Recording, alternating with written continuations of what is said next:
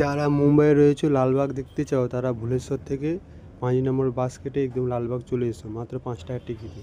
আমি চলে এসেছি, এটা হচ্ছে লালবাগ। লালবাগ যাওয়ার পথে যে সামনে যে গণপতিগুলো রয়েছে সেগুলো দর্শন করে নিচ্ছি। এরপর তোমাদের দেখাচ্ছি যে লালবাগ দর্শন করার জন্য কেমনভাবে লাইন দিতে হয়। এটা হচ্ছে লালবাগ দর্শন করার জন্য।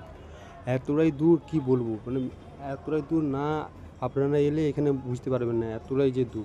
লাইনটা কেমন দেখতে পাচ্ছেন, একসঙ্গে 7-8টা লাইন, পুরো প্রচণ্ড ভিড় রয়েছে। কমসে কম আধা ঘন্টা হেঁটে লাইন দিতে হবে। আমি তো এসেছি পুরো লাস্টের লাইন, এটা বাইকে করে আসতে হবে, এতটা দূরের লাইন, এতই ভিড়। আমি এখন লাইন দিয়েছি বাজে 2টো, ঠাকুর দর্শন করতে হবে সন্ধ্যে 10টা বেজে যাবে, এতই ভিড়, এতই জনসংখ্যা কি বলবো। যারা বোম্বেতে রয়েছে অবশ্যই লালবাগ দর্শন, আপনাদের মনের কামনা থাকলে অবশ্যই জানাবে, আপনাদের পূরণ হয়ে যাবে। লাইন দিতে দিতে চলে এলাম ভিতরে, এইখান থেকে রাউন্ড ঘুরতে ঘুরতে আর 9টা বেজে যাবে। আমি শর্টে ভিডিও দিলাম, আর এই যে সামনেই লালবাগ এসে গেছি, দেখতে পাচ্ছেন এই সামনেই লালবাগ। এই লালবাগ ঠাকুর দর্শন করার জন্য কত কষ্ট মেহনত করার পর এখানে আসতে হয়। এই আপনারা যে দেখছেন এটা আপনাদের সৌভাগ্য। তোমরা কেউ যদি বোম্বেতে থাকো অবশ্যই চলে আসো, ট্রেন পেয়ে যাবে মধ্যবন্দর থেকে, সিএসটি থেকে। তোমরা 10 টাকার টিকিট কেটে চলে আসতে পারো, বাসে 5 টাকার টিকিটের মধ্যে আপনারা পেয়ে যাবেন।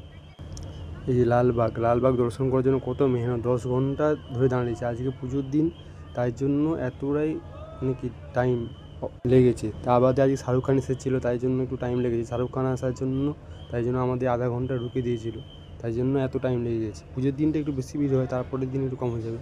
আর এটা হচ্ছে বাইরের যে লালবাগ, এই বছর মতন থিম কোনো বছরও হয় না, এবছর রেকর্ড। কেন মুকেশ আম্বানির আন্ডারে চলে গেছে তো, তাই জন্য এতটাই মানে ফেভারিট হয়েছে।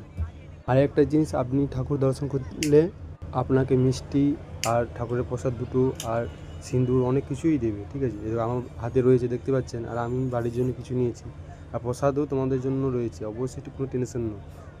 আপনারা যে আসছেন প্রসাদ অবশ্যই পাবেন। এত সুন্দর রাতের মুভমেন্টটা কি বলবো, আমার হাত পা প্রচণ্ড যন্ত্রণা করছে, বাড়ি চলে যেতে হবে। আজকে আর ভালো লাগছে না, কালকে আবার আসবো। এই তো ট্রেন স্টেশন, এখান থেকে বাড়ি চলে যাবো। প্রসাদ দিচ্ছি, আপনারা খেয়ে নিন।